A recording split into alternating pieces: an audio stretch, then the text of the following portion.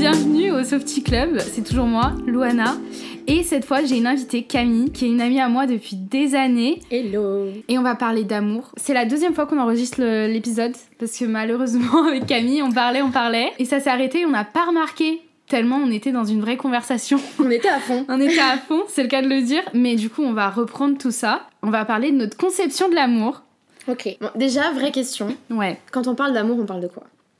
Alors, que il y en a plusieurs. Vraie réponse. C'est vrai, il y en a plusieurs et je vais te laisser parler un peu de ce que tu allais dire. Mais comme là, c'est la Saint-Valentin, j'avoue que l'amour, ça peut avoir une définition hyper vaste. Mais là, effectivement, on va se concentrer sur l'amour amoureux, quoi. L'amour romantique. Donc, Camille, mais vas-y, continue, je t'ai coupé. Eh ben, puisque tu me demandes ma conception de l'amour romantique, j'aurais presque envie de te dire que le mien est un petit peu idéal, utopique. Ouais. Parce que je ne l'ai jamais vécu, mais que j'en ai une grande, je pense comme 2/3 des gens, une grande image. Un truc que tu mets sur un tel piédestal que limite il est inatteignable. Alors, je sais pas pour toi, mais pour moi, tu vois, qui suis un petit peu tradie, il y a le côté où l'absolu de l'amour, ce serait le mariage. C'est très cuculapraline, c'est très gnangnan. Mais paradoxalement, quand bien même, pour moi, l'amour romantique, c'est vraiment l'amour absolu, ce serait un amour où on pourrait être deux personnes entièrement vulnérables l'une avec l'autre, où vraiment je serais pleine et entière, sans aucune zone d'ombre, ce qui est absolument impossible, on est bien d'accord. Mais idéalement, dans ma petite tête de romantique et cervelée, ce serait ça. Avec le saint Graal que serait le mariage.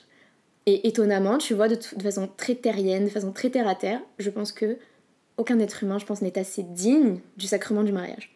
Tellement c'est énorme pour moi. Donc là, ce qu'on capte, c'est que Camille, et c'est pour ça que je l'ai aussi invitée pour cet épisode, c'est que Camille, pour moi, c'est la personne, au fond, la plus romantique. Du coup, ouais, c'est vrai. Non, mais t'es hyper romantique. Tu romantises aussi beaucoup tes histoires et ce qui peut t'arriver. Comme tu es une grande romantique dans la vraie vie, tu termines au final par avoir plusieurs histoires très différentes.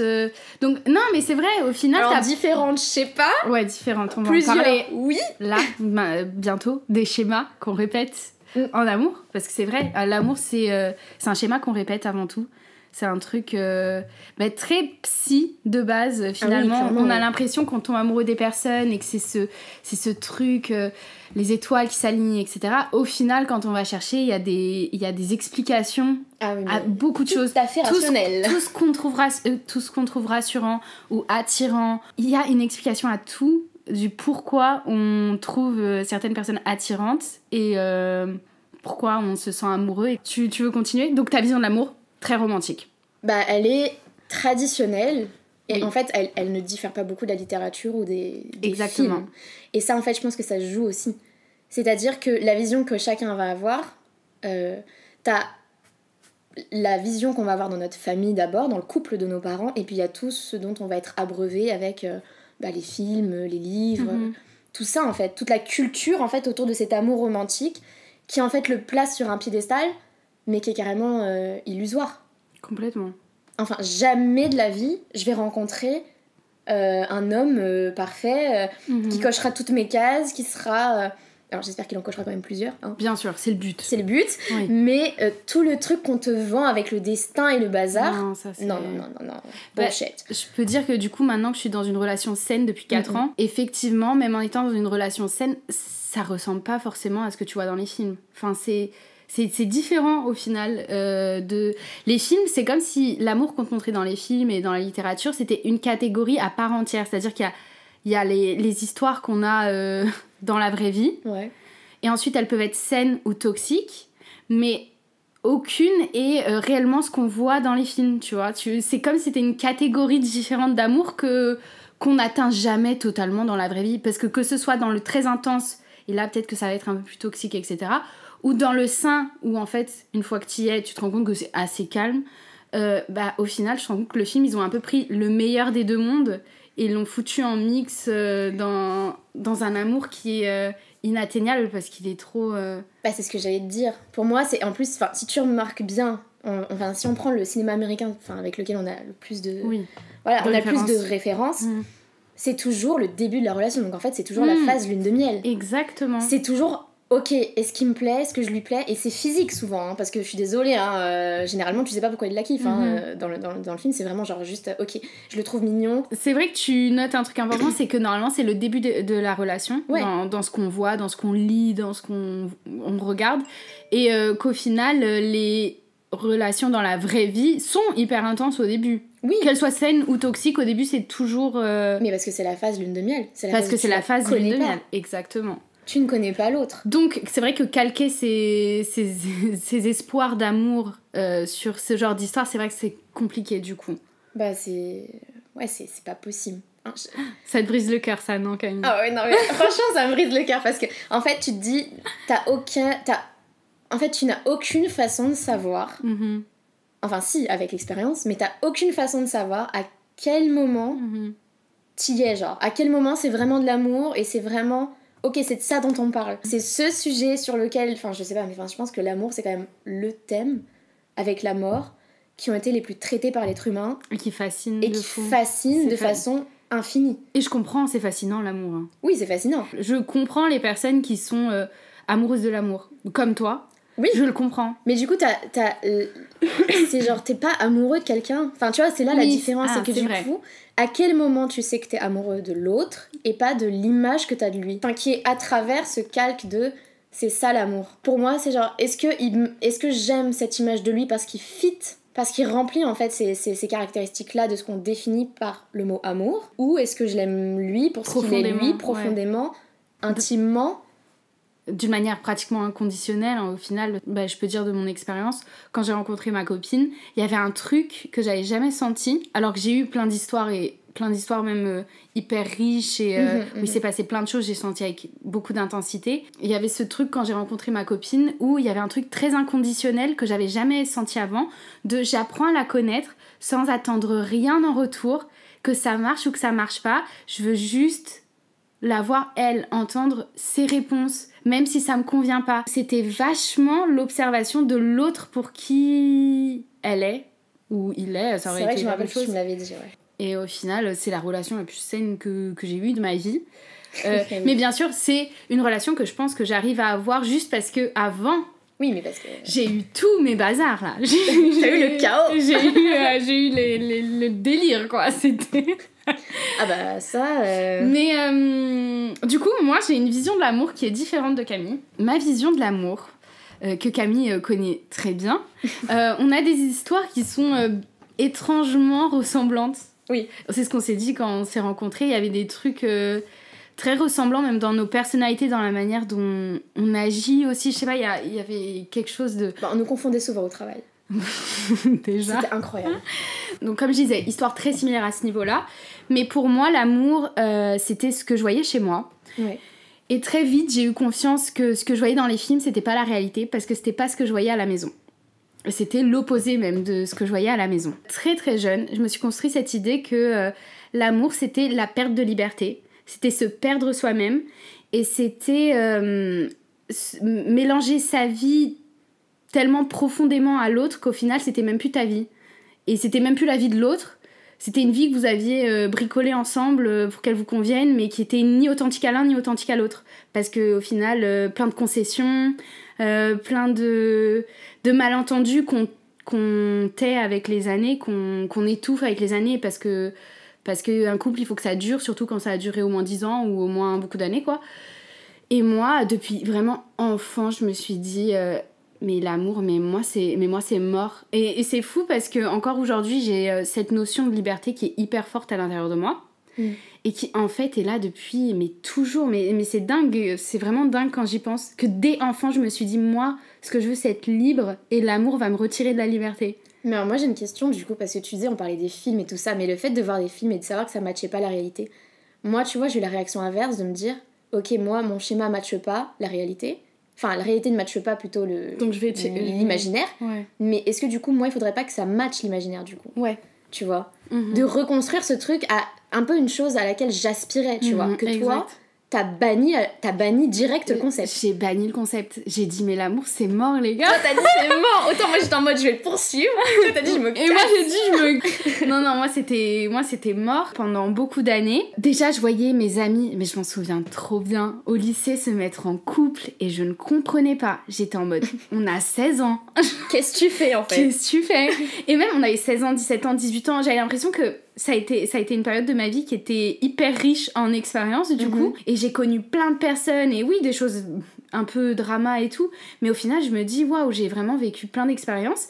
Et j'en avais conscience à l'époque, et je me disais, mais mes amies, elles sont en couple depuis 3-4 ans. Pour moi, quand t'étais en couple, tu perdais ton temps, en fait. Parce que tu perdais du temps avec quelqu'un, alors que tu pourrais te découvrir toi-même. C'est fou parce que même adolescente, j'avais cette conscience de je refuse d'être à quelqu'un, je refuse que quelqu'un puisse dire que je suis à lui. Oui, mais parce que du coup, t'avais un schéma aussi. Bien sûr. Et donc, mes premières relations étaient très compliquées parce que moi, je me mettais qu'avec les personnes où je savais qu'il y avait des bugs et que du coup, ça allait se terminer. Je me mettais qu'avec des personnes où je savais que ça allait pas durer. Ouais. Et donc, j'arrivais à me mettre en couple qu'avec des personnes pour qui mes sentiments étaient pas hyper intenses. A contrario, quand j'avais des sentiments très intenses, que je tombais amoureuse, je fuyais et je bannissais ces personnes. Je les bloquais, je leur disais non. Moi, on me disait je t'aime, 2 semaines après, j'étais plus à toi, quoi. Alors que c'est pas que je sentais pas là ou que je sentais. Je me posais même pas la question, ça me faisait tellement flipper que je m'en allais directement. Donc ça, c'était ma conception de l'amour de base. Et c'est vrai qu'aujourd'hui, je suis très attachée à la liberté. Maintenant, je suis beaucoup plus mature et je pense que c'est pour ça que j'arrive à être en couple. Mais il y a quand même ce truc où j'ai besoin que la personne, elle sache que je suis mon cœur avant tout, je suis ma propre personne avant tout. Ça, pour moi, c'est trop important que la personne en face, elle le capte et elle l'accepte. Bah, ça peut être compliqué en fait pour l'autre, mais j'ai vraiment ce besoin de liberté qui est... Oui, parce que t'as peur qu'on t'en prive à un moment donné.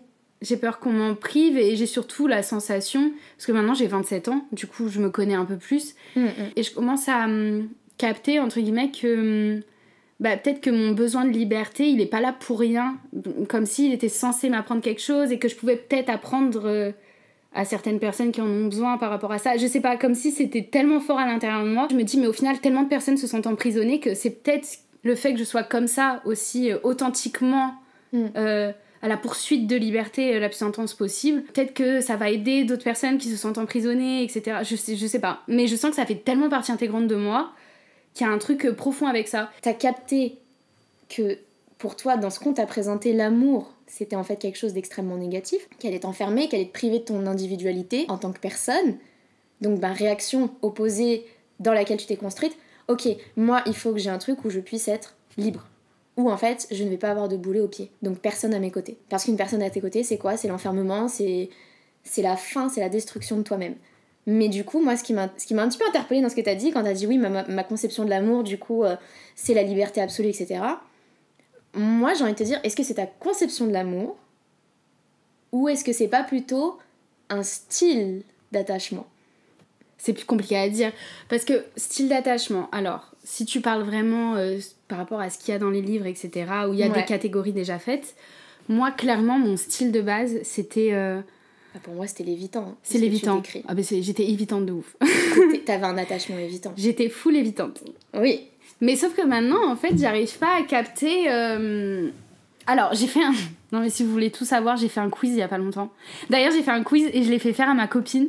Et elle a l'attachement le plus sain possible. Et toi, t'es quoi? Moi, c'est toujours évitant, apparemment. Donc... Alors, faut préciser aussi que en psycho... On te dit que on peut osciller entre plusieurs styles. On est d'accord parce que pour moi, déjà... Tu n'as pas un style prédéfini. Déjà, elle, c'est impossible que c'est 100% ça. Genre... c'est impossible. Après, on a lu les trucs et même elle a dit que elle avait des tendances à attachement anxieux. Oui, bien sûr. Oui, parce que souvent, l'évitant sort avec l'anxieux sort avec l'évitant. Il y a des tandems. Il y a des tandems en psycho où, en effet, tu les trouves souvent ensemble. Oui. Mais bon, peut-être que style de base, c'est ça. Ouais, de mon style de base, ouais. Et moi j'aime bien dire que c'est parce que je suis Verseau, mais... Non mais s'il te plaît. C'est ça que je suis Verseau. Mais je sais que c'est ridicule et que c'est pas une vraie justification. Non du tout, non. Dieu merci, tous les versos ne sont pas attachants évidents. Mais du coup, je pense que ça revient de ton schéma familial. Oui, bah oui. Ça, c'est sûr et certain. Après, là, t'as rencontré une relation saine, et grâce au travail que t'as fait en amont sur toi-même... Point important, grâce au travail que j'ai fait en amont sur moi-même. C'est pas juste le fait de vieillir. On le souligne. Non mais oui, parce que c'est pas juste le fait de vieillir, c'est pas juste le fait que ça me soit tombé dessus. Je l'ai voulu. Ouais. J'ai capté que mon schéma, il était pas bien. Alors, qui me faisait souffrir, on va dire. Et qui faisait souffrir les personnes qui étaient avec moi aussi. C'était pas très agréable pour elles, je le sais. Et je me suis dit, je suis la seule chose en commun, en fait, dans toutes mes relations. Donc si le schéma se répète, c'est que c'est moi le problème. Qui le choisit, c'est moi le problème. Genre, j'étais le problème. Mais j'étais le problème. De toute façon, j'étais extrêmement toxique, je le sais. Ouais. T'étais toxique, toi, Camille? Ah oui. J'aime pas trop le dire, mais oui, bah oui, clairement, oui. Sinon, on n'a pas autant d'histoires foireuses si on n'est pas un peu toxique. Hein. C'est vrai. Faut le reconnaître, hein. Je suis désolée, mais... C'est vrai. Je pense que, ouais, malgré nous, t'as pas forcément toujours conscience de ta toxicité. Alors, pas... En tout cas, moi, pour ma part, j'étais pas toxique on purpose. Genre, c'était pas volontaire. Ouais. Moi, je pense que toi non plus. Mais il y en a, franchement, je suis désolée, mais ils kiffent la toxicité. C'est vrai. Alors, je me souviens même plus si c'était volontaire ou pas dans mon cas. Mais je sais que je captais que je faisais souffrir les personnes et qu'il y avait un côté où je m'en foutais. Et ça, c'est très toxique, je trouve. Ah oui. Donc, tu vois. Ok, alors moi, tu vois, je te le dis, hein, moi, j'étais plutôt la personne qui pouvait l'être sans le savoir, à la rigueur. Enfin, non, plutôt celle qui se retrouvait avec les toxiques et qui après le devenait, du coup, par... Attachement anxieux? Ouais. Alors moi, j'ai un peu développé le tout, c'est-à-dire que au début, j'avais un attachement... Enfin, on va parler franchement, j'étais dépendante affective. Codépendance? Ouais, okay. Extrêmement. Une peur de l'abandon, t'as peur. Genre, vraiment, on va mettre les points sur les i, les barres sur les t. C'est trop marrant parce que toi, tu dis peur de l'abandon et du coup, ça te crée de la codépendance, du genre de t'accrocher de ouf. Moi, j'avais peur de l'abandon, donc je me cassais direct. Mais oui, mais c'est là que t'as les deux schémas, t'as le fuyant et t'as l'attaché. Oui, mais c'est pour ça que, on l'a pas dit je crois, mais attachement anxieux, c'est quand la personne est en train de te fuir et que toi, tu la ramènes. Oui, tu la ramènes à toi. Tu restes accroché de fou alors que la personne est en train de fuir. Une moule à son rocher. Ouais, oui, mais c'est ça. Anxieux, c'est ça. Hein. Mais c'est ça. Mais du coup, c'est ce que j'avais comme style d'attachement de base. Alors, Dieu merci ou pas, je sais pas, on est passé d'un truc à l'autre. Aujourd'hui, je suis dans un attachement évitant, sur lequel je travaille encore, mais mon style de base, c'était l'attachement anxieux. Et c'est vrai que ça, du coup, malheureusement, en fonction de la personne que t'as en face de toi, soit tu vas avoir quelqu'un d'extrêmement bienveillant et qui va essayer de te dire aime-toi et construis-toi, soit tu vas avoir la personnalité narcissique qui est malheureusement... Qui adore les personnes qui sont attachement anxieux. Ouais. Vous êtes des aimants à narcissiques. Ah ouais. C'est réel. Ah non, mais c'est vrai. C'est réel. Moi, c'est ma première relation sérieuse dont on a parlé tout à l'heure, dans laquelle j'ai été plutôt pendant 4 ans, c'était clairement une relation de dépendance affective. C'était une relation extrêmement malsaine, dans le sens... Alors, je dis pas qu'il a été le seul à faire... Voilà. Moi aussi, j'ai eu des comportements toxiques. Mais je pense qu'il y a des relations où tu es capable de faire sortir le pire de quelqu'un. C'est vrai. Et cette personne est à l'inverse capable de faire sortir le pire de toi aussi. Et ça a été un truc où franchement, tu sais bien, tu m'as connue à cette période-là, ça se voit, tu vois, genre j'étais très maigre. C'est vrai, Camille. Je sortais pas, je m'interdisais, enfin... Ah oui. Je me consacrais entièrement à lui. Oui, non, mais je me souviens. J'avais pas de vie, ma vie c'était la sienne. Mais c'est pas la soirée où je t'ai rencontrée justement où Si. Oh, Seigneur, cette soirée. Qu'est-ce que t'avais fait? T'as mis à la porte?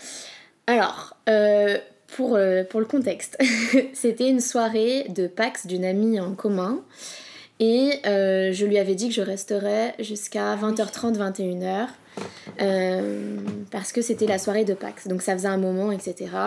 Il était pas content parce que lui, c'était son seul soir de repos. Enfin non, il en avait 2. Bon, c'était sa 2e soirée de repos, etc.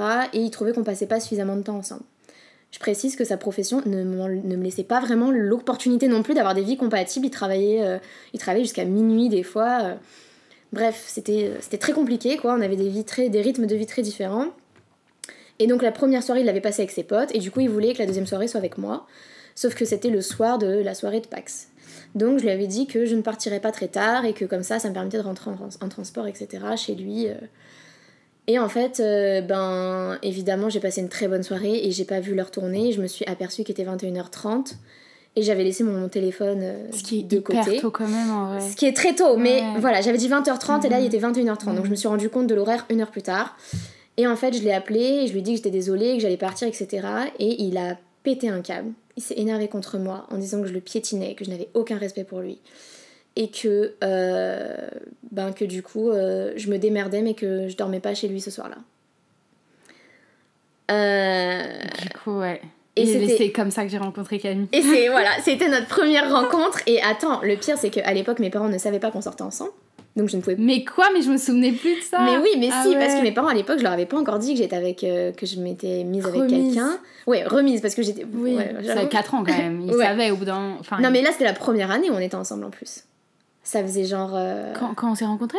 Ah, ça faisait peut-être 2 ans max, même pas. Jure, t'es resté encore 2 ans avec après? Bah oui. Je suis choquée. Attends, on s'est Non, je te rencontrés en jure que quelle année, c'était toi plus et moi long quand même. Non, 4 ans. On s'est mis en couple, lui et moi, en 2017. Bah, on s'est rencontrés. s'est séparés. Nous, on s'est rencontrés genre en 2019, un truc comme ça. 2018 peut-être. Ouais, voilà, 2018-2019. Donc ça faisait, Ouais. ça faisait 2 ans. Ouais, bah ouais. 2 ans qu'on était ensemble à peine. Et genre, j'avais pas dit à mes parents encore. Mes parents savaient pas encore tout à fait. Et du coup, je leur avais dit que je dormais chez une amie à nous. Et du coup, là, je me retrouvais comme une teubée. Parce qu'ils me disaient, non, viens pas chez moi. Genre, tu te démerdes. Et moi, genre, il y avait personne pour m'héberger sans là. Et j'avais pas d'argent. C'est dingue. Donc, résultat des courses, qu'est-ce que je fais? Et il me dit, tu te démerdes, moi c'est bon, tu m'as manqué de respect, tu m'as marché dessus, viens pas. Et il m'avait raccroché au nez. Et il m'avait dit un truc genre c'est fini, je crois qu'il m'avait dit en plus c'était fini, genre il avait tellement pété un câble. Si seulement. Mais ouais, franchement si seulement, franchement si seulement, il m'avait dit que genre, Au c'était... final, ça t'aurait sauvé de beaucoup de choses parce que là, si vous trouvez que cette petite histoire est toxique, n'imaginez pas non, mais la ce qui suite, s'est passé Seigneur, ensuite. la suite. Mais donc Camille connaît bien les relations toxiques. Ouais, je connais bien, ouais. Tu connais très bien. Camille malgré elle kiffe. C'est pas fort. Je rigole. Non mais je kiffe plus, un peu moins quand Non, même. moins, elle grandit. Non, c'est bon, j'ai À arrêté. vue d'œil. Non, en vrai, non, j'ai arrêté. En vrai de vrai, j'ai arrêté. Mais celle-ci, c'était franchement c'est celle qui a façonné la suite. Oui, de fou. Genre vraiment, je pense, ça a été la pire relation. Mais parce que quand des choses très toxiques se passent dans ta première relation, bizarrement, ça ouvre la porte, ça normalise les mais choses ça toxiques normalise dans plein les de autres, trucs. en fait. Ouais. Mais du coup, tu vois que quand tu rencontres quelque chose de moins toxique, tu te dis ah ça va du coup. Ah oui. Parce que t'as connu pire. Tu vois. Alors que c'est quand même toxique. Alors que c'est toxique de fou. Ouais. Mais du coup, Ton baromètre tout de... le baromètre, il est biaisé en fait. Ouais, bah oui. Parce que forcément, t'as été habitué à tellement l'horreur. Alors, Ouais. bon, j'ai vécu des trucs, c'était pas... Bon, voilà. Enfin, voilà, tu vois, j'ai envie de te dire, ouais, bon, ça a été, tu vois, il y a des femmes qui ont connu pire, tu sais, il y en a, elles ont été tuées par leur mari, tu vois, moi, ça va. Il m'a juste poussé une fois ou deux, tu vois, genre. Et ouais. Alors que ça, c'est déjà... Alors que déjà, en fait, jamais de la vie, Mais tu me touches. On justifie beaucoup de choses par amour, avec des gros guillemets par amour, parce que c'est même plus de l'amour au bout d'un moment. Non, mais c'est de la folie. C'est de la folie, exactement. Et mais on justifie énormément de choses Non, mais il avait des pour comportements. justifier le fait de rester avec quelqu'un. Et... Ouais. Non, mais ce qui est sûr, c'est qu'en fait, à partir du moment où tu as quelqu'un qui met en danger ton intégrité physique ou psychique, Exact. terminé, en fait. Exact. Et en fait, j'ai envie de te dire que moi, il a mis en danger mon intégrité, non pas... Enfin, pas juste, en fait, pas seulement psychique, mais physique aussi. Ça passait par des trucs à la con, genre accélérer en voiture, coller ou me faire peur en voiture, des trucs comme ça, des trucs où je te pousse. Ouais, je t'ai pas poussé fort, mais en fait, t'es un homme, t'as plus de force que moi. Exact. Donc en fait, tu m'as poussé 2 fois, je suis tombée comme une merde. La deuxième fois, j'ai fait m'éclater la tête sur on était en forêt, je suis tombée, j'ai fait me cogner contre j'ai pas envie de te dire un rocher, mais c'était une pierre. Ouais. Donc la pierre qui était là, j'ai fait m'éclater la tête dessus quand même. Je suis tombée en arrière dans le fossé. Donc... Et après ces disputes, est-ce qu'il s'excusait de fou ou même pas tellement? Genre, comment est-ce que t'arrivais à normaliser ensuite dans ta tête le fait qu'il t'ait fait ça? Déjà, j'avais pas beaucoup d'amour pour moi-même. Et quand t'es persuadée que t'es pas aimable, mais vraiment au sens premier de quelqu'un qu'on puisse aimer, t'acceptes beaucoup de choses. T'acceptes beaucoup de choses. Faut savoir un truc aussi, c'est que sans vouloir casser du sucre sur le dos de mes parents, moi j'ai eu des relations avec mes parents très compliquées. Mon père était quand j'étais petite, il était absent. Alors, non pas que j'ai eu un papa qui n'a pas assumé son rôle de père, mais que simplement qui travaillait, qui était tout le temps en déplacement, je le voyais 1 fois par semaine. Et ma mère était solo avec moi. Enfin, avec mon frère et moi, du coup. Et moi, ma mère m'avait toujours répété des trucs où, ben, justement, j'étais conditionnée à l'idée qu'on puisse ne plus m'aimer. Que si je ne cochais pas les cases de mon parent ou de mon référent, on n'allait plus m'aimer. Donc, en fait, déjà, j'avais cette idée que l'amour qu'on allait me donner, que j'allais recevoir, dépendait de est-ce que j'étais bien ? Est-ce que j'étais bien dans le cadre de référence de l'autre ? Pas dans le mien, du coup. Donc, dans celui de l'autre. Oui, il y avait une déconnexion avec toi-même parce que tout ce que tu voulais, c'était être aimé par l'autre sans chercher à t'aimer toi, d'abord. Ah, mais clairement. Parce que ça, c'est la base pour avoir une relation saine. C'est de s'aimer très fort. Comme ça, tout ce qui va être un peu plus toxique, tu vas plus l'accepter parce que tu vas le sentir tellement fort à l'intérieur de toi que c'est pas ce que tu mérites. Que tu vas partir. En fait, il n'y a même plus de question de est-ce que j'aime l'autre, est-ce que j'aime pas l'autre. C'est tu t'aimes tellement fort que tu ne peux pas faire autrement que de partir parce que c'est inconcevable pour toi de te mettre dans des situations où tu te perds parce que t'aimes trop qui t'es et t'aimes trop... Bah, c'est ça, puis bon, après, tu vois, enfin, ce garçon-là, en l'occurrence, il a eu aussi l'ascendant. Bon, déjà, il y avait une différence d'âge. C'est vrai. Ensuite, il y avait aussi... moi, comme je disais, avec mes parents, c'était un petit peu tendu. Il y a comme une période où, quand j'étais en fac, en 2e année de fac, bah, justement, à cette période-là où on s'est rencontrés, ma mère m'avait, même si elle me dira toujours que non aujourd'hui, m'avait foutu dehors.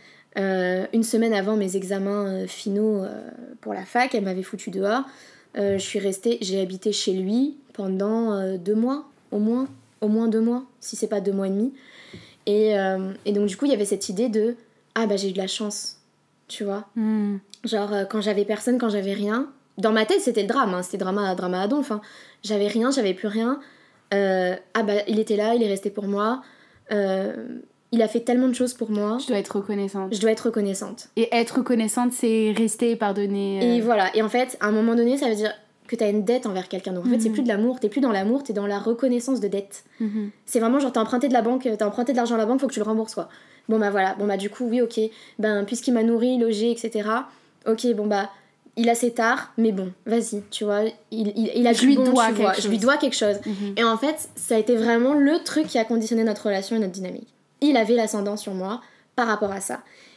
Après, j'ai l'impression que c'est nos relations, enfin notre dynamique de couple s'est inversée après. Mais sur nos 2 premières années, j'étais clairement celle qui était en dépendance. Clairement. Les 2 premières années, c'était vraiment... la première année, par contre, je voyais que dalle. Enfin, clairement, la première année, c'est waouh. Oui, pour tout le monde. Pour tout le monde. Tu découvres l'autre. Enfin, c'est excitant. C'est excitant. En plus, bon, on avait 6 ans d'écart, donc moi, clairement, c'était en mode... Oh, mon Dieu, on va manger au resto. Il a une voiture. Non, mais on est tellement impressionnés par peu. Par rien. Non, vraiment, je me dis, j'ai eu le permis du premier coup, mais à quelle heure maintenant? Waouh, quoi. Genre, tu vois. Et c'est vrai, t'es impressionné pour un rien. Ouais. Il a un travail, il a une situation. Waouh. Mais waouh. Tu vois, genre, vraiment waouh. Et en fait, après, tu vois, c'est là que tu captes que... Enfin, moi, j'avais commencé à capter qu'il y avait des bugs. On va pas se mentir. Bon, j'ai été très lente à la détente.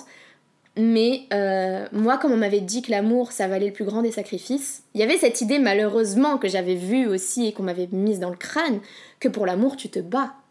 Pour l'amour, tu te donnes. C'est l'absolution du toi, tu vois. C'est tu t'absous de toi-même. C'est l'idée de vraiment, tu donnes tu donnes à quelque chose de plus grand que toi, en fait. Il y a cette idée que l'amour, c'est tellement grand... Que ça te dépasse. Que c'est tellement transcendant que tous les sacrifices en valent la peine. Et en fait, ouais, mais quand tu sais pas le reconnaître ce que c'est que l'amour, ben... Tu donnes des sacrifices à la mauvaise chose, entre guillemets. Ben... Tu sacrifies pas pour l'amour, tu sacrifies pour l'ego de l'autre. Parce que clairement, moi, c'est ce dans quoi j'étais. J'étais dans le sacrifice pour son ego. Mais du coup, c'est là où, c'est ce qu'on disait tout à l'heure, t'attires les narcissiques. T'attires les narcissiques. Et j'ai l'impression, alors je sais pas, j'étais pas là il y a 40 ans, mais j'ai l'impression que quand même, dans notre génération, il y a un délire. Il y a un délire de cette personnalité narcissique, ou alors c'est juste qu'on a enfin découvert et qu'on a mis une étiquette sur ça. Je pense qu'on a juste découvert, honnêtement, parce que au final, en m'intéressant à certaines choses, je me rends compte que c'est là depuis hyper longtemps, le fait d'avoir un ascendant sur quelqu'un. Et de toute façon, les hommes, à l'époque, le patriarcat était encore plus ancré. Et du coup, oui, non, mais là, oui. Là, on était dans un narcissisme constant. Je veux dire, la femme était dépendante de toi pour tout. Ah oui. Donc comment ne pas être narcissique, quoi. C'était, on te disait que la femme n'était rien sans toi. Non, je pense que c'est pas actuel. Hein. Je pense juste qu'on met des mots dessus et que maintenant, on l'accepte de moins en moins. Ouais, c'est peut-être ça. Mais du coup, tu vois, moi, je trouve que c'est hyper dur, du coup, d'avoir une vraie conception de l'amour. Parce que finalement, tu ne sais pas ce que c'est. Ou alors, faudrait être plus spécifique encore, de dire, ok, ça c'est ma conception de l'amour, mais dans les faits, c'est quoi l'amour réciproque, tu vois? Parce que moi, mon idéal d'amour, ce serait quelqu'un qui soit comme moi, qui soit prêt à... Bon, alors du coup, pas à tout sacrifier, parce que clairement maintenant, non merci, je veux pas d'une carpette, et je veux pas être une carpette non plus. Exact.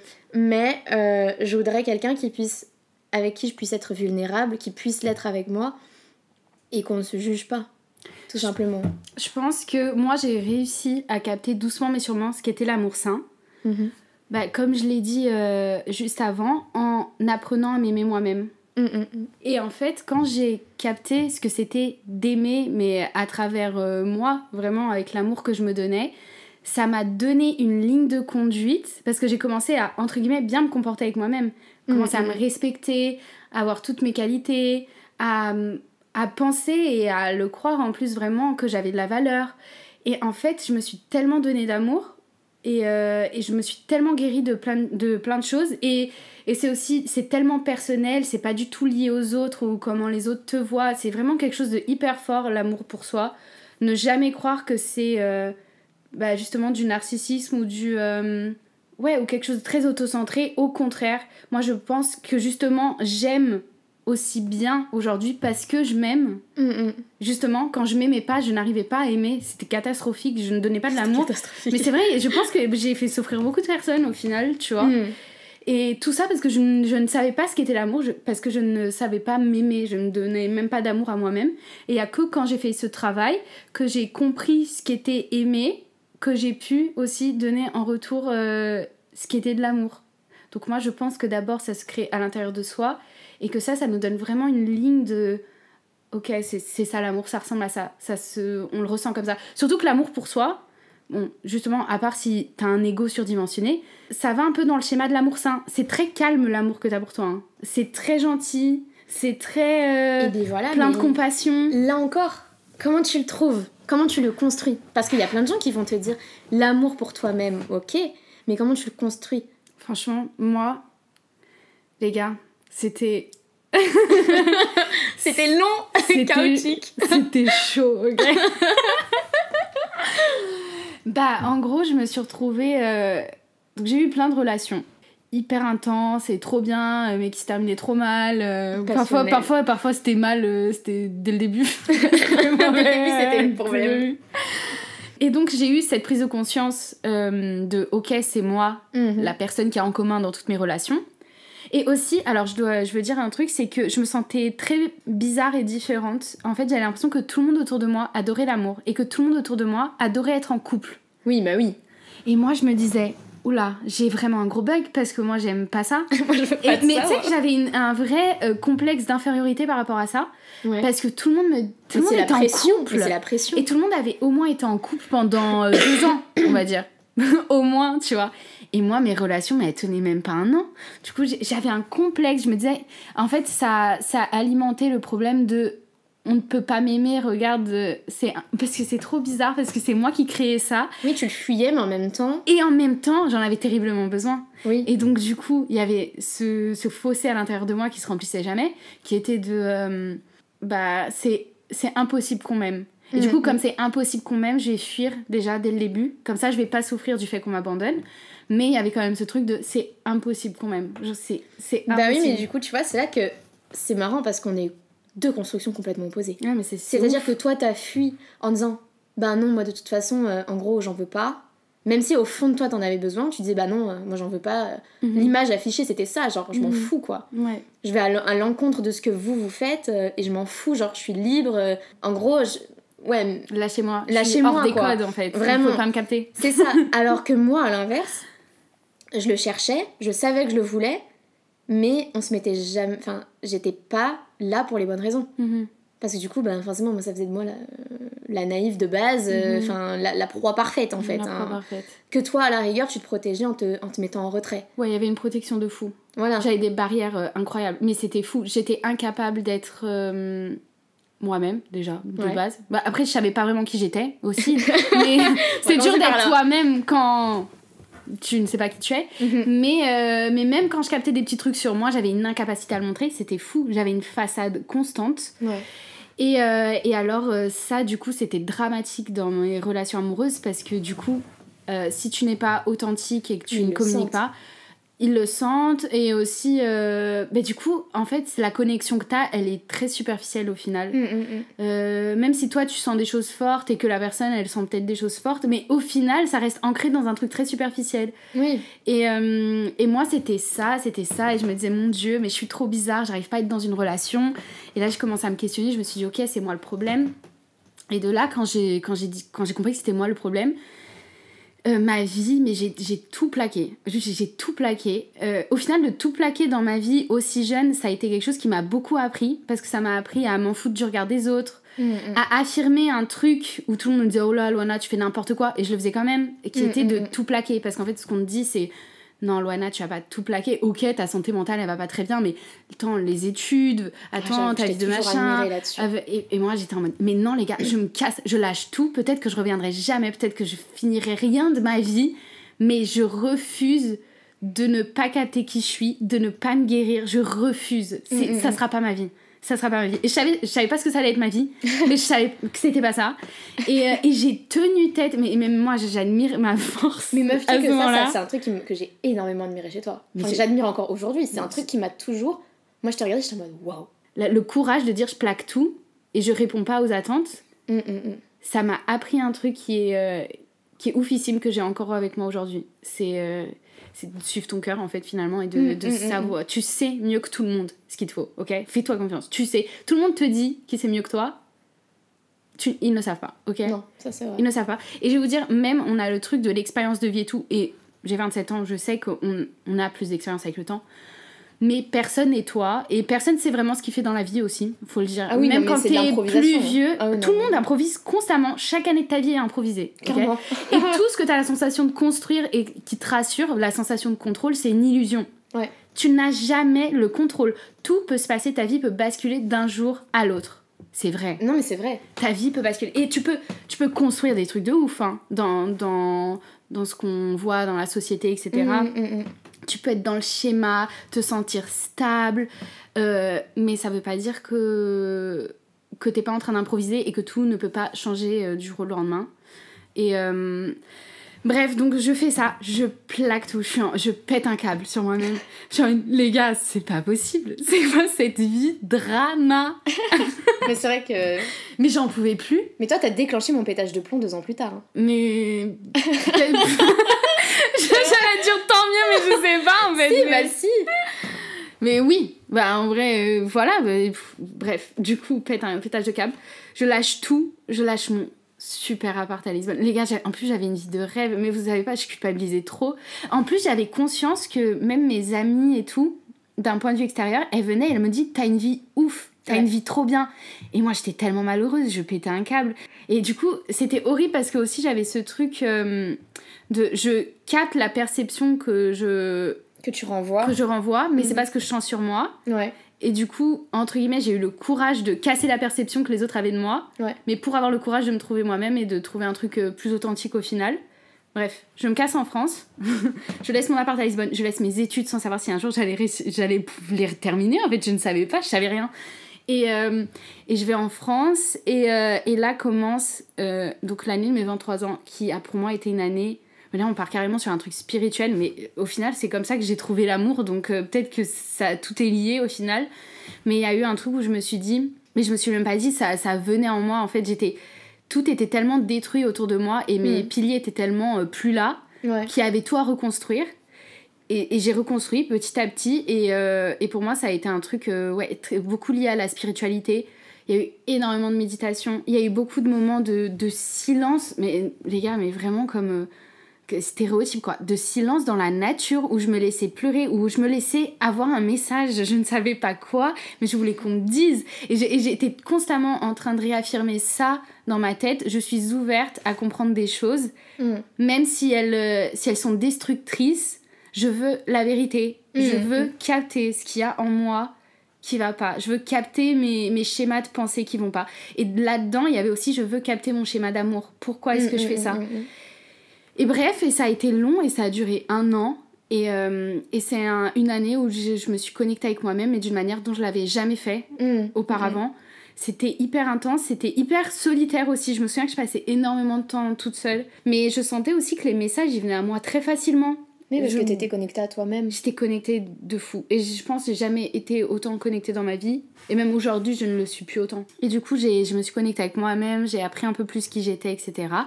Et à la suite de ça, j'étais tellement ouverte et tellement en paix aussi, avec tellement de choses, qu'au final, quand j'ai rencontré ma copine, les messages étaient clairs. Je captais qu'il se passait quelque chose... qu'elle me faisait du bien, que je lui faisais du bien. Il y a eu un truc hyper naturel et j'ai capté que j'avais changé mon schéma. J'étais très fière de moi. J'ai capté que ça y est, genre j'aimais quelqu'un et je partais pas. Que quelqu'un m'aimait fort et qu'elle partait pas. J'ai capté que, ok, là il se passait quelque chose de différent. Mais toute la période où j'ai essayé de me reconnecter à moi-même... T'étais seule. Mais j'étais...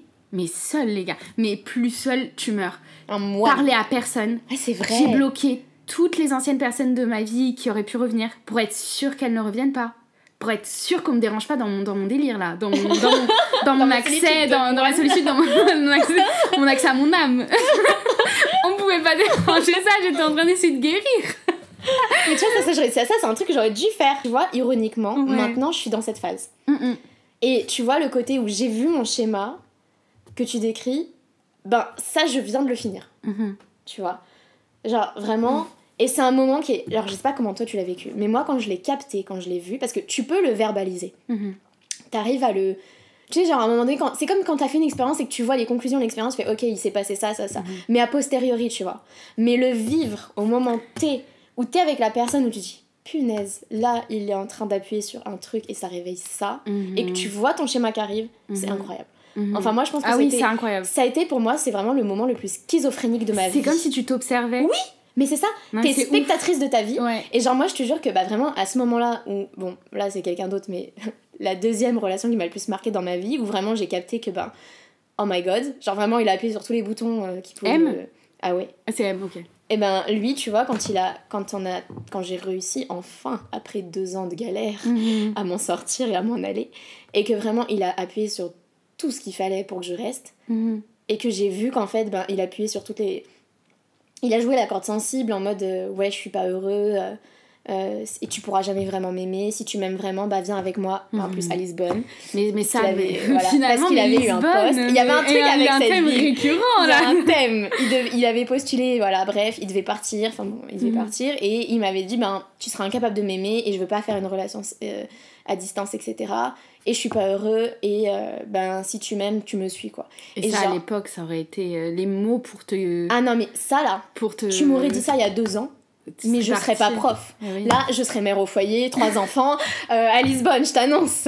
Bon peut-être pas 3 enfants, mais on serait au moins au premier ou au deuxième, tu vois. Ouais. Genre franchement j'aurais plaqué. En d'autres termes bloqué. Oui, en d'autres termes, dans la merde. Hein. On va pas se mentir. En d'autres termes, Camille n'aurait pas compris la leçon. Camille aurait été teubée. Mais franchement, il m'aurait dit ça il y a 2 ans. Ouais. Mais même pas il y a 2 ans, même l'année dernière. Même l'année dernière encore, il m'aurait dit ça.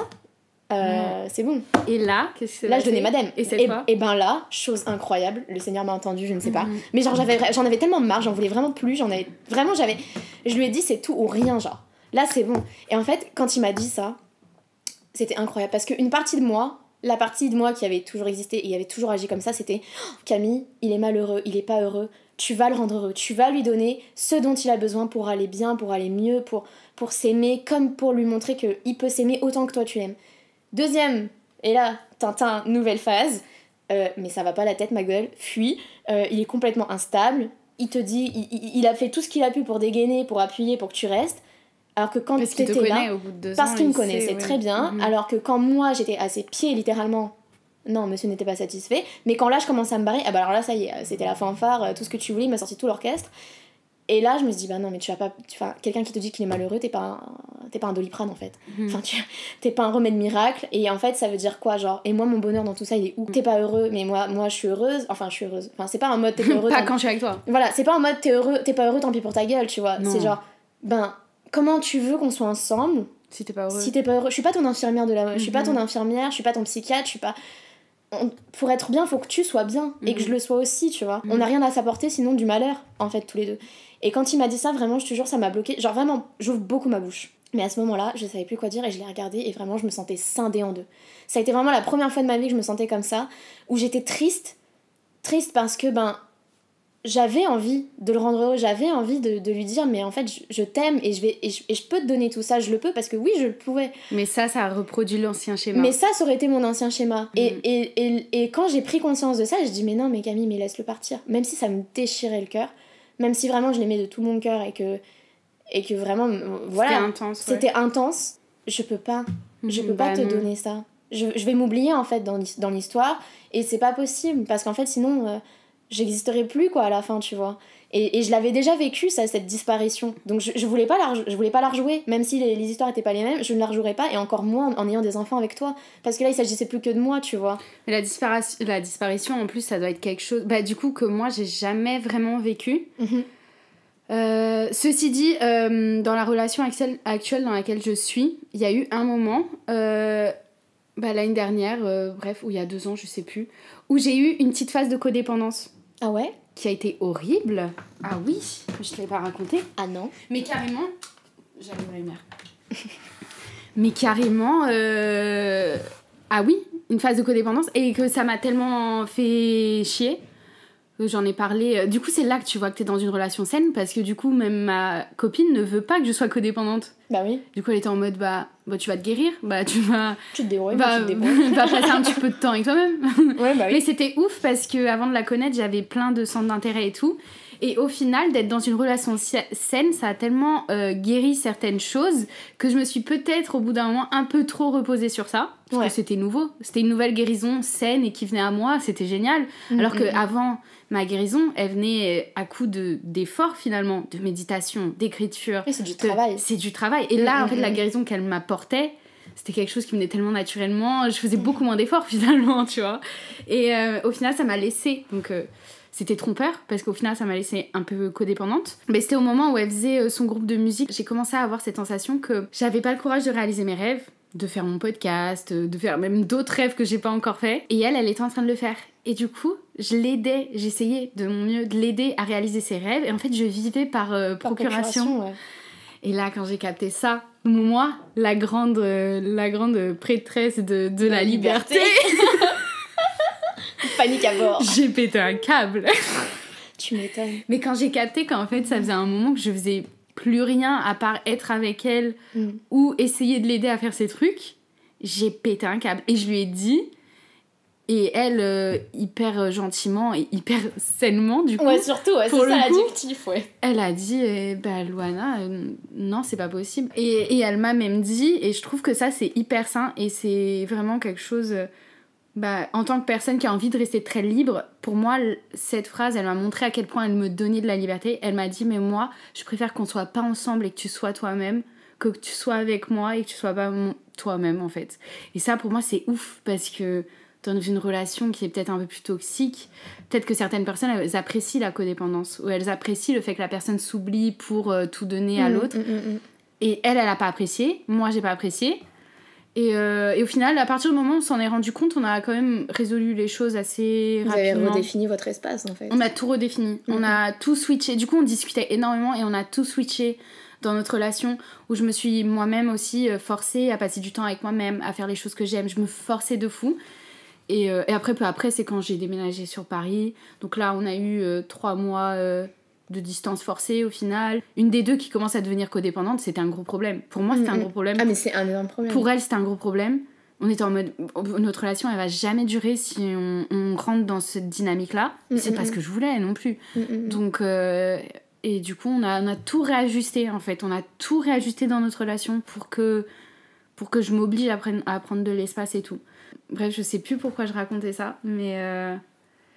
Je sais plus. Mais moi, je suis en train de chercher. Parce que là, je suis partie sur un délire de codépendance, mais je sais plus de quoi je parlais de base. C'est pour souligner l'importance, en fait, justement, je pense, de chacun, pour moi, de montrer que c'est pas le couple fusionnel, c'est problématique.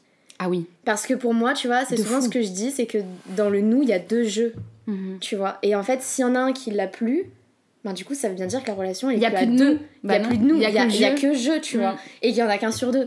Donc, en fait... Dans les relations toxiques, c'est ça. Et oui, je pense qu'en fait, c'est pas, il y a peut-être des gens qui aiment ça. Il y a des gens qui aiment ça. Ah, ils kiffent. Moi, aime. il m'aimait quand j'étais au bout de ma vie pour lui. Ah putain, j'ai compris, j'ai pas compris que tu disais moi aime, j'ai compris que tu parlais en mode préhistoire. Genre, moi aimer. Non mais stop, je suis pas en mode.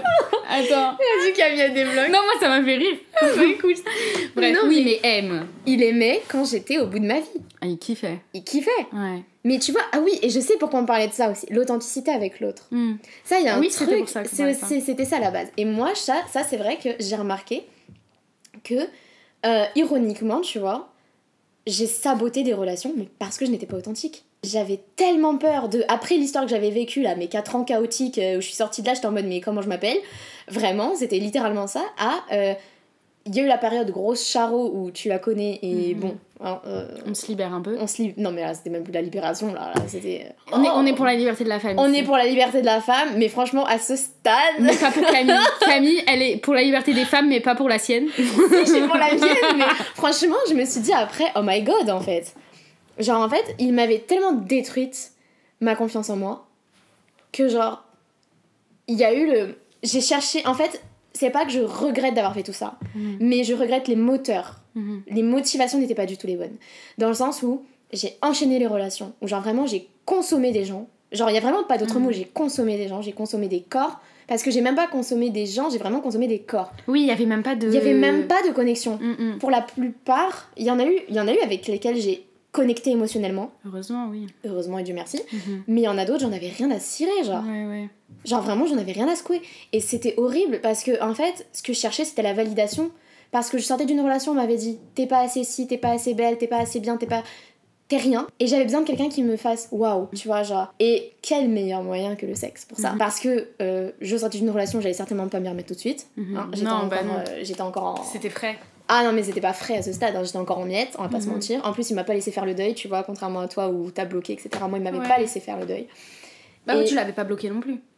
Ah non, mais moi je l'ai bloqué, mais il s'est pointé chez moi, frère. Ah putain, mais c'est pas la même chose. Il a fait 500 bornes, il s'est pointé un lundi matin devant ma porte.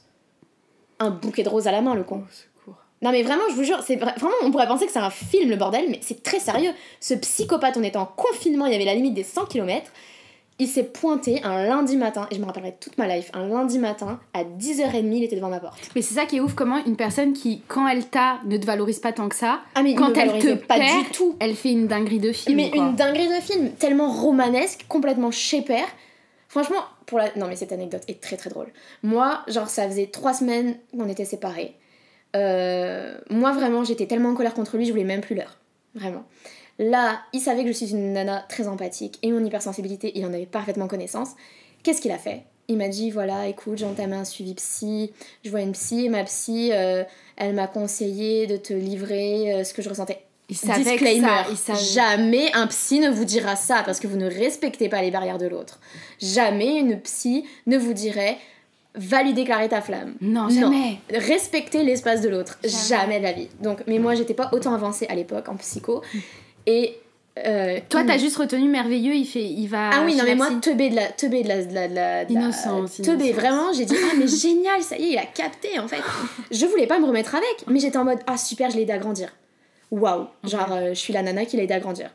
Camille, redescend en fait, t'es juste teubé, t'es juste le dindon de la farce. Et puis on fait grandir les gens, oui et non, et ils grandissent s'ils veulent. Non, oui, vraiment. Il y a un truc très... Tu peux être un déclencheur, oui, mais tu ne seras jamais la chose qui a fait que... Non, jamais. Jamais. Et ça a été mon erreur à ce moment-là, fatale entre guillemets, vraiment. C'est de penser que j'avais déclenché un truc. Mais c'est pas ça le pire. Le pire c'est que moi, il devait m'appeler pour me lire sa lettre. Donc vas-y, j'étais un peu en mode... J'étais très vaniteuse en mode, bon, c'est bien. Bien sûr, un petit peu d'ego. Un peu de l'ego. Et j'étais en mode, vas-y mon chat, je t'appelle demain matin, tu me lis ton truc et vas-y, au revoir, merci, c'est emballé, c'est pesé. Bon là c'est un truc dont je suis pas très fière, mais enfin, en vrai si... Franchement, c'est un truc de fou. J'étais rentrée dans ma grosse période charo parce qu'en plus c'était confinement. J'avais plus du tout confiance en moi. J'avais plein de potes sur Tinder, donc nous avions fait cette fameuse chose que font notre génération. Le concours de match. Mais c'est quoi ça ? Eh ben, on s'était toutes les 3 mises sur Tinder et on faisait un concours de celle qui avait le plus de matchs. Ok.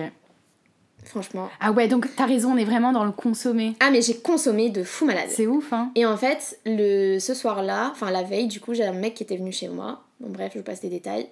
Oui. Scène de crime. Et ben, le lendemain matin, j'allais prendre ma douche. Donc le mec venait de partir, genre il était parti à 9h30. Mon ex m'appelle. Et donc moi, j'allais me doucher à ce moment-là parce que bon, voilà.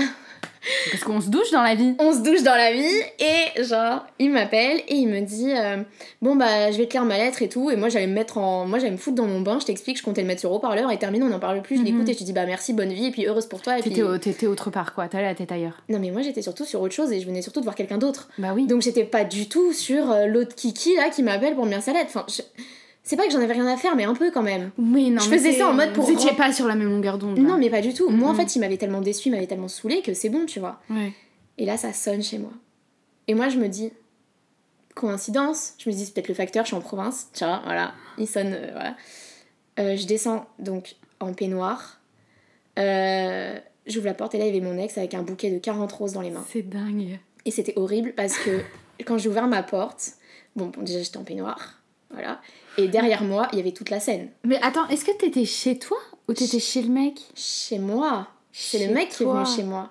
C'est le mec qui est venu chez toi. Et c'est lui qui est venu chez moi. Et en fait, le truc, c'est que bah, du coup, on avait dîné ensemble, etc. Donc sur la table derrière moi, t'avais tout. Enfin, en plus, le cliché, genre. Ouais, vraiment, la bouteille de vin. T'avais la bouteille de vin, les 2 assiettes, tout, la totale. Ouais. Et mon ex, j'ouvre. Il l'a capté? Bah, c'est horrible. Mais vraiment, c'est horrible parce que. Il me l'a dit d'emblée. La lettre? Non, la lettre, en fait, il a vu derrière moi, il a vu que j'allais me doucher, et en me faisant la bise, il m'a dit « Tu sens le mec ?» What? Oui, bah oui, du coup, oui. Non mais oui, mais ça me fait rire, c'est très... c'est pas primaire le mot, mais c'est très... Ah, c'est très primitif. C'est très hyper primitif. C'est très primitif. En même temps, je chantais... C'est vrai, littéralement, j'étais... Non mais je capte ce que tu veux dire. Imprégnée de son odeur à l'autre. Enfin, on avait passé la nuit ensemble, quoi, tu vois. J'ai capté, Camille. Et donc... Du coup, j'étais en mode oh my god, la honte. Enfin, c'est pas la honte, mais genre c'était extrêmement gênant. Ouais. Dans le sens où bah, j'étais en mode ben ouais, écoute, en fait. Oui, vous étiez plus sur la même longueur. On n'était plus du tout ensemble. Tu m'as quand même insulté quand on s'est quitté, donc en fait j'ai envie de te dire. Oui, parce qu'on n'a pas donné les détails, mais c'était une rupture chaotique. Parce que Camille, elle a dit scène de crime pour autre chose, mais là, c'était une scène de crime pour autre chose. Genre, c'était n'importe quoi en vrai. Ah non, mais c'était n'importe quoi. La rupture, ça avait été n'importe quoi. Il m'avait insulté. Ah, mais c'était hyper chaud. Hein, je lui avais dit que c'était terminé et il m'avait insulté. Et ensuite, il m'avait menacé de se suicider. Donc, enfin. Ah non, mais le cliché C'était le cliché de la toxicité. Ouais. Et donc, moi, quand il a fait ça, je me disais, il va me lire sa lettre et voilà, on sera béni oui, et puis on se sera bien quitté. Et... Il te l'a lu d'ailleurs? Ouais, alors du coup un peu difficilement parce que ben forcément... Mais il te l'a lu en vrai, il te l'a pas donné, il te l'a lu? Non, il me l'a lu en vrai. Il s'est effondré parce que là ça a été le gros drame. Je l'avais jamais vu comme ça, il a pleuré, il s'est mis à genoux, il m'a supplié de le reprendre. C'est fou. Et il m'a dit que jamais il avait aussi mal de sa vie, de voir que je l'avais si vite remplacé, etc. Comment j'avais pu faire un truc pareil, etc. Mais c'était incroyable. Mais pour moi c'est un truc où les relations toxiques, c'est pour ça que je pense qu'il y a vraiment un truc où... Enfin, si je l'avais pas vécu tout ça, mais je pense que... Enfin, maintenant je connais des... Il y a des personnalités, tu vois, maintenant avec le recul, où je me dis, mais aujourd'hui, il aurait même... Aujourd'hui, je le rencontre, mais je resterais même pas au 8e de ce que j'ai subi. Mais je partirais d'emblée, tu vois. Que là, il a fait ça, Et tu vois, c'était horrible parce que du coup, c'est quelqu'un qui me connaissait hyper bien, forcément, qui connaissait toutes mes faiblesses. Et c'est là où j'ai été authentique. Et malheureusement, à cause de cette relation, qui m'a fait tellement de mal, tellement de souffrance, que quand j'ai rencontré d'autres garçons après, ben j'ai été incapable d'être authentique. J'ai caché, tu vois, j'ai caché. Et pour le coup, quand je suis tombée sur un garçon qui lui voulait vraiment qu'on construise quelque chose ensemble, ben... Ça a été hyper dur. Ça a été horrible. Bah, sabotage. Sabotage de fou. D'ailleurs, normalement, la première fois où on retrouve quelqu'un de sain avant d'être complètement déguéri, c'est sabotage. Ah oui, non mais c'était en bonne et due forme, hein, c'était une total. catastrophe. Ouais. Bah tu le sais. Oui, non mais c'est assez commun. Oui. On a tous saboté au moins une relation. Dites-moi à ceux qui nous écoutent, vous avez au moins saboté une relation. C'est impossible de passer une vie sans sabotage. C'est pas possible. Mais ouais, mais du coup, tu vois, c'est ça que j'ai trouvé hyper dingue, c'est que on aurait pu me reprocher plein de trucs, tu vois. Genre, tu vois, enfin, mon tout premier, le toxique, me reprochait de... Je sais même plus ce qu'il me reprochait, mais tu vois, c'était des trucs en mode de pas choisir assez, de pas m'affirmer étonnamment, mais même s'il m'écrasait derrière. Et le truc qui m'a été reproché derrière, ça a été je ne sais pas ce que tu penses, je ne sais pas ce que tu ressens, je sais que t'es pas authentique, je sais que là tu viens de me répondre ça parce que tu sais que c'est ce que j'attends de toi. Et il m'a dit t'es une menteuse. Il s'était vraiment, je me rappelle, ça l'avait rendu fou parce qu'il m'a dit t'es une menteuse, en fait tu m'as dit que t'allais t'ouvrir mais tu t'es pas ouverte. Tu ne m'aimes pas vraiment. Parce que tu n'as pas la confiance de t'ouvrir à moi. Parce que j'ai pas la confiance de s'ouvrir à lui. Et après, c'est vrai qu'avec le recul, je lui ai dit des trucs où, malgré moi, j'ai été toxique, tu vois. Je lui ai dit, t'es trop gentille. Et ça l'avait énormément blessée. Et j'avais même pas capté comment elle avait pu être blessée par ça. Cette relation, au final, elle est venue te montrer tout ce qu'il n'y avait pas de guéri à l'intérieur de toi. Oui. Je l'ai prise en pleine figure. Et dans le truc de tu me mens parce que t'es inauthentique, le truc qui est ouf, inauthentique, ça existe ? Non, pas authentique en tout cas. Pas authentique, ouais. Mais parce que le truc qui est ouf, c'est que quand on n'est pas authentique, c'est malgré nous. Ouais. Et on n'a pas la sensation d'être en train de mentir. On oui, ne le voit vrai. pas comme ça. Mais on est en train de mentir. Mais c'est du quand mensonge, on n'est pas authentique, on ment. Et on va essayer de le justifier, mais non, c'est pas ça. Parfois, c'est parce qu'on a des blessures intérieures. Parfois, c'est parce qu'on a peur du conflit. Parfois, c'est... Pour tellement de choses, on n'est pas authentique. Mais au final, la finalité, c'est que on ment. Oui. On est constamment en train de mentir. Et quand on n'est pas authentique aussi, on n'attire pas des personnes qui nous aiment vraiment nous. Parce qu'il n'y a qu'en étant authentique que les gens vont capter vraiment qui tu es et s'attacher à qui tu es. Ouais. Si tu montes une façade, les gens vont s'attacher à une façade. Et tu vas constamment sentir, même si t'es dans une relation avec, tu vas constamment sentir que t'es en train de fuir qui tu es vraiment. Du genre le naturel qui revient au galop. Et tu vas être constamment en train d'essayer de sauver les pots cassés pour pas qu'on se rende compte que la personne que t'as dit que t'étais de base, en fait, elle n'existe pas vraiment. Parce que t'as menti, t'as créé une façade. Et même si tu le vois pas comme ça et que tu l'as pas fait méchamment, tu as menti aux personnes. Bah, c'est ça. Mais c'est surtout que tu vois, il y a un truc, c'est que tu parles pas. Tu vas cacher ce que t'es par les mots. C'est plus ça, ouais. Mais ton corps ment pas, tu vois. Moi, je sais qu'il m'a dit, tout ce que tu me dis, ça va à l'encontre de ce que tu me montres. Pourquoi t'affiches pas tes vrais sentiments pour moi ? Pourquoi est-ce que tu les assumes pas ? Mais parce que si je les assumais, c'était pour moi le fait de lui donner le couteau. C'était vraiment littéralement ça. Et c'est là où j'ai capté qu'il y avait un problème dans dans la façon dont j'envisageais la relation. C'est que pour moi, une relation était forcément une relation de domination. La relation amoureuse ne pouvait pas être équitable, il y en avait forcément un qui dominait l'autre. Et en fait, le fait qu'il me demande d'être vulnérable et qu'il me demande d'afficher mes sentiments, je me dis, mais et s'il les réciproque pas ? Ben en fait, c'est mort. Genre, je vais être donc là, en fait, c'est marrant parce que t'as switché un peu sur ce que moi je faisais de base. La protection. Ouais. On a parlé d'amour, on a beaucoup parlé d'amour. Et je sais pas si je laisserai l'épisode en entier parce que là, on est sur 1h30. C'est énorme. C'est énorme. C'est énormissime. En vrai. Donc on verra ce que vous aurez dans vos oreilles. En tout cas, merci d'avoir écouté. N'hésitez pas à aller me suivre sur Instagram, c'est @thesoftyclub. Et likez la vidéo si vous regardez sur YouTube ou mettre 5 étoiles si vous écoutez sur Spotify. Et voilà quoi. Et voilà, c'est tout pour nous. Et voilà, c'est tout pour nous. C'est un clap de fin. On vous fait des gros bisous. On vous souhaite une bonne Saint-Valentin. Ouais, on vous souhaite vraiment. de trouver l'amour. Et voilà quoi. On fait des bisous, tu leur fais des bisous Camille. Bisous à tout le monde. Voilà. Bisous, ciao ciao.